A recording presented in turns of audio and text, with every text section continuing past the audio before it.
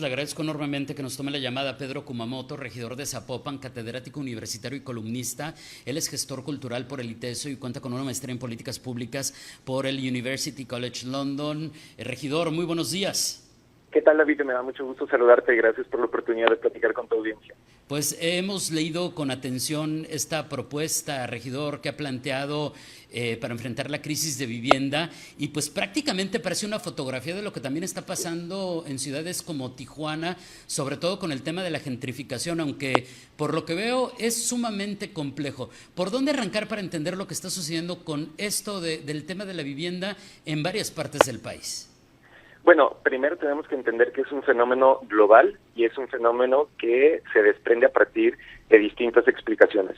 Primero tenemos que revisar el antecedente de cómo el gobierno de México, a partir del año 2000, se dedica a liberar la tierra y a liberar la manera en la que previamente pues la autoridad federal tenía, por así decirlo, la batuta en donde se construía y cómo se construía la vivienda de interés social particularmente, porque hay que recordar que durante muchos años el Infonavit se dedicó a construir la vivienda de nuestro país.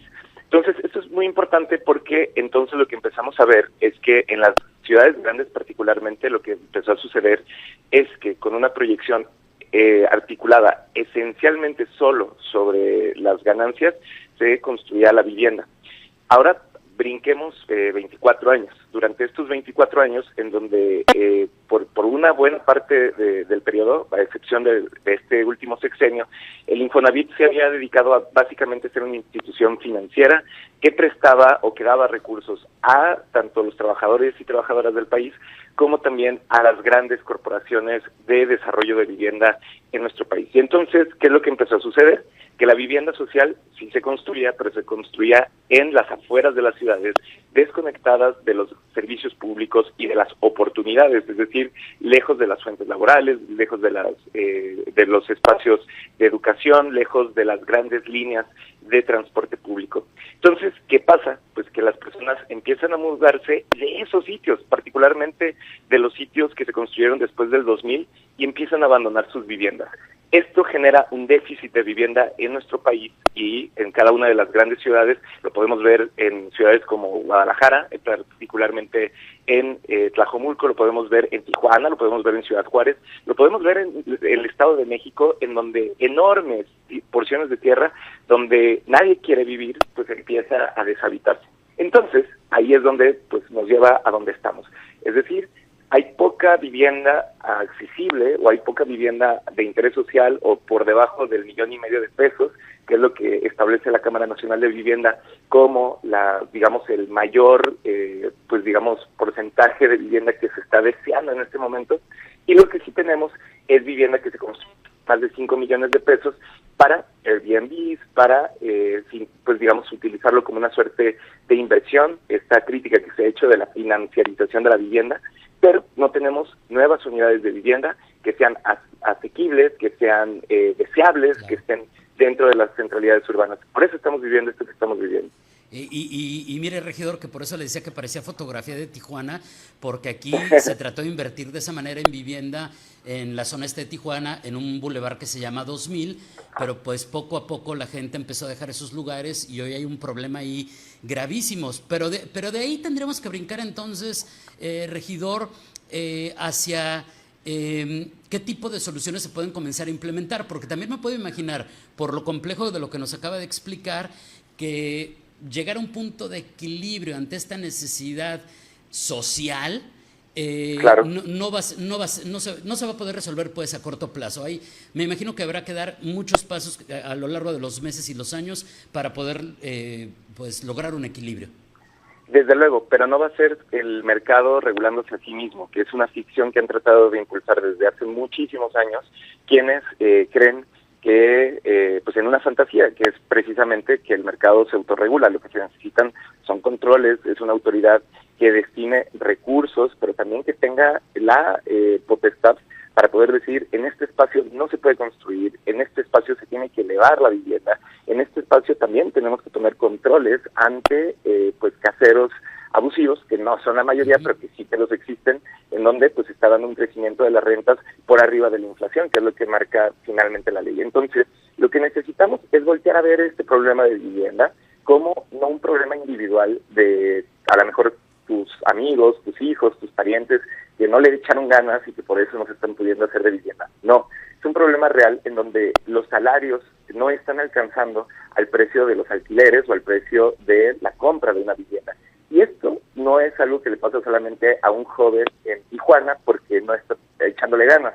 Le está pasando a toda una generación a nivel global porque la vivienda se está utilizando como una manera en la cual grandes corporaciones o conglomerados lo que hacen es invertir en este bien porque es un bien que, digamos, teóricamente pues no pierde su valor, sino solamente se va apreciando año tras año. Entonces, necesitamos soluciones desde el Estado, necesitamos desde luego mucha colaboración con desarrolladoras y desarrolladores éticos de vivienda y desde luego necesitamos que los gobiernos municipales particularmente pongan una gran atención en dónde están autorizando las viviendas.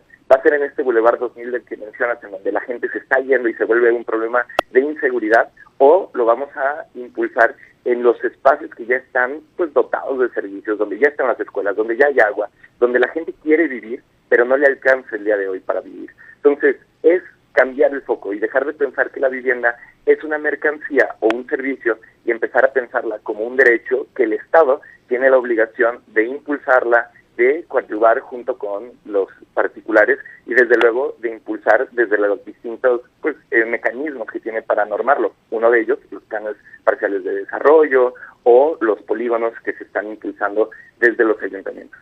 Claro, e históricamente, para poner también otro elemento de contexto que es más específico de Tijuana, una de las zonas más caras, que es la zona Río, que además está muy cercana a la Garita Internacional, que es donde tenemos los problemas más serios de que se dispararon las rentas, las hipotecas, es carísimo comprar o rentar en esta zona.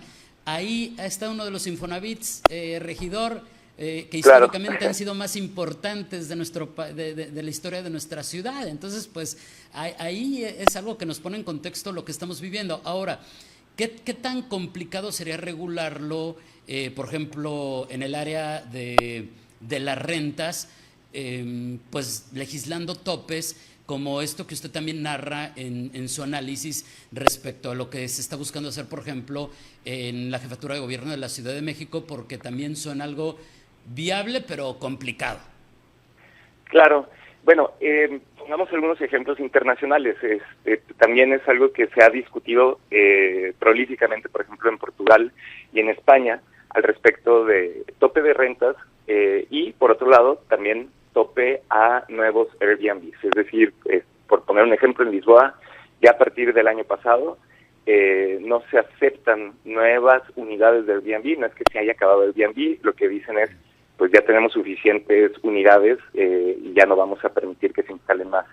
Es, digamos, un reto, porque eso significa, por un lado, pues regular a quienes por muchos años se han ido por la vía libre, ¿no? Eso es algo que sin duda va a ser complejo.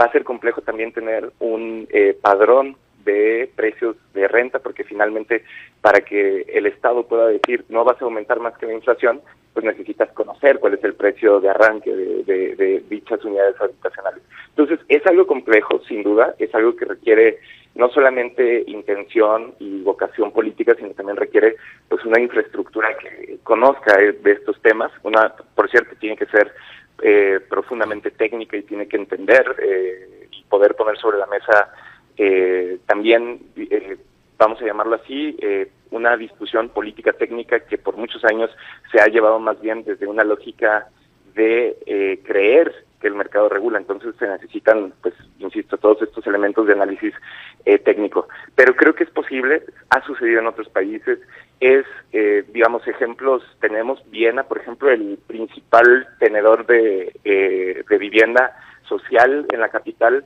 austriaca es el Ayuntamiento de Viena, ¿no? Es decir, es el que tiene más reserva territorial, es el que tiene más unidades habitacionales.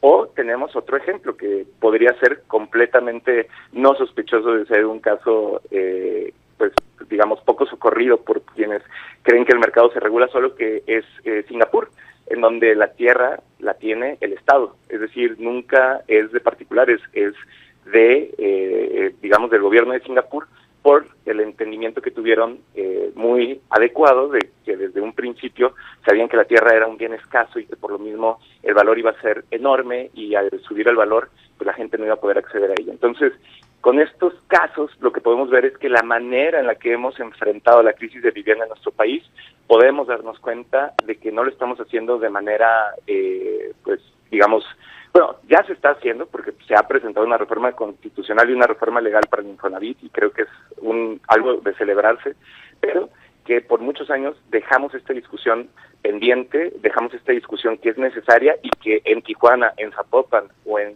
Yucatán la estamos viviendo de la misma manera. Claro, y me imagino que aquí también como lo hemos platicado con muchos otros temas, la voz ciudadana siempre será importante para no volver a soltar el tema, regidor. Desde luego que sí, las universidades, activistas, quienes se movilizan el día de hoy por el tema de la vivienda, llevan años planteando esto. Yo te pongo un ejemplo, yo hice mi tesis precisamente de maestría acerca de vivienda deshabitada, porque ya era un fenómeno que llevaba 10 años en la academia analizándose. Es decir, estamos hablando que ya llevamos unos 12 o 13 años conscientes de que estamos viviendo esta crisis, pero por muchos años fueron muy exitosos los coros que te decían que ese era un problema individual y que le tenías que echar más ganas. Hoy sabemos que no es así, hoy sabemos que la falta de vivienda y la carestía de las rentas no se deben a ganas, no se deben a un problema individual, es un problema colectivo y por lo tanto es un problema que le concierne a la colectividad, es decir, a la política. Y por eso es tan importante que existan estos espacios para discutirlo y te agradezco muchísimo la oportunidad para platicarlo con tu audiencia y pues a quienes nos escuchan también decirles que, como bien mencionas, hay soluciones, hay vías para solventar estos problemas. Es momento de exigírselos a nuestras autoridades municipales, estatales y desde luego federales para que este cambio se dé a la brevedad posible.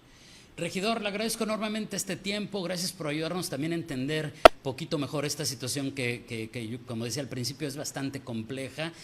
¿Algo que agregar antes de despedirnos? Bueno, estar pendientes de lo que está pasando en la Ciudad de México con esta propuesta para topar el crecimiento del precio del alquiler a solamente la inflación, creo que es algo que es muy positivo. Nosotros desde Jalisco también hemos propuesto esto, hemos propuesto que el Estado también construya vivienda y se financie a partir de un impuesto al Airbnb. Y por otro lado, pues también ver las reformas que vienen al Infonavit, en donde ya se ha anunciado que se construirán por lo menos 1 millón de viviendas nuevas a nivel nacional, particularmente con un enfoque de estar en centralidades urbanas. Eso es algo también muy positivo. Pero, pues eso es son algunas medidas que no mitigan en su totalidad el fenómeno que es tan complejo y por eso a seguir impulsando desde nuestras arenas locales que los gobiernos municipales se pongan las pilas y hagan lo que les toca. Gracias y que tenga una excelente semana. Buenos días. Muchísimas gracias y un gran día. Gracias. Es Pedro Kumamoto, regidor de Zapopan, activista político, catedrático universitario, columnista, es gestor cultural por el ITESO, es maestro en políticas públicas por el University College London.